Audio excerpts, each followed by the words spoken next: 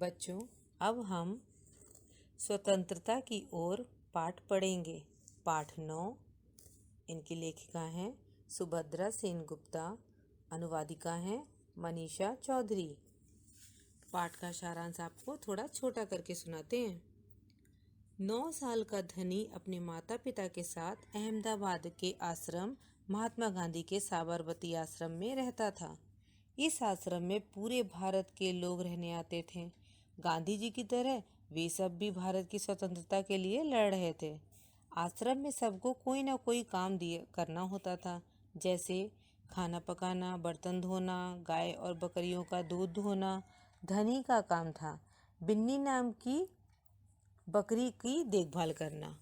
उस दिन जब धनी बिन्नी को घास खिला रहा था, उसी समय गांधी जी के कमरे में बैठकर कोई योजना बना रहे थे। धनी को सब बच्चा समझते थे, लेकिन धनी का दावा था कि वह सब कुछ समझता है। वह बिन्नी को लेकर रसोई घर की ओर चला, जहां उसकी माँ चूल्हा फूंक फूंक कर खाना बना रही थी। माँ ने उसे बताया कि वे सब यात्रा पर जा रहे हैं। धनी कुछ और जानने के लिए तुरंत पूछ बैठा, कहाँ की यात्रा पर जा रहे हैं? लेकिन माँ ने डांटकर उसे वहां से भगा दिया। इसके बाद धनी सीधा बिंदा चाचा के पास गया, जो खेत में आलू खोद रहा था। बिंदा चाचा ने उसे बताया, गांधी जी और उसके कुछ साथी पैदल चलते हुए समुद्र किनारे स्थित दांडी नाम की जगह पर पहुंचेंगे। वहां नमक बनाएंगे। नमक के नाम पर धनी चौंक उठा। उसकी नज़र में नमक जब दुकान में मिल रहा है तो उसे बनाने की क्या ज़रूरत है? बनाने की तो ज़रूरत नहीं है। उसने बिंदा चाचा से पूछा। गांधी जी नमक को लेकर विरोध कर रहे हैं। यह तो समझदारी वाली बात नहीं है। इस पर बिंदा चाचा ने धनी को बताया कि सभी भारतवासियों को, चाहे वे कितने भी गरीब क्यों ना हो, नमक पर कर देना पड़ता है। और तो और ब्रिटिश सरकार की ओर से भारतीयों को नमक बनाने की मनाही भी है। महात्मा गांधी ने ब्रिटिश सरकार को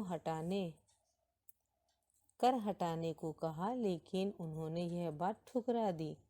इसलिए उन्होंने निश्चय किया कि वे दांडी जाएंगे और समुद्र के पानी से नमक बनाएंगे। इतना सुनते ही धनी कहने लगा, तब तो गांधी जी बड़े अक्लमंद हैं। धनी ने मन ही मन निश्चय कर लिया कि वह भी दांडी जाएगा। दोपहर के समय वह सीधा अपने पिता के पास पहुंचा और अपना निर्णय उन्हें सुना दिया।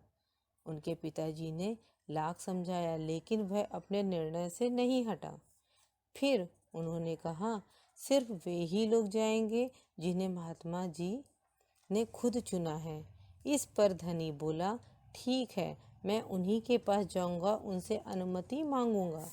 अगले दिन धनी सुबह सुबह गांधी जी को ढूंढने निकला। वे गौशाला में गायों को देख रहे थे, फिर सब्जी के बगीचे में चले गए। अंत में गांधी जी अपनी झोपड़ी की ओर चले।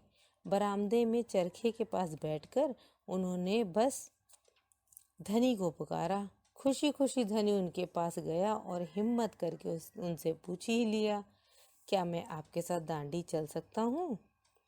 गांधी जी ने मुस्कुराते हुए कहा, तुम अभी छोटे हो बेटा, सिर्फ तुम्हारे पिता जैसे नौजवान ही मेरे साथ दांडी की दूरी तय कर पाएंगे।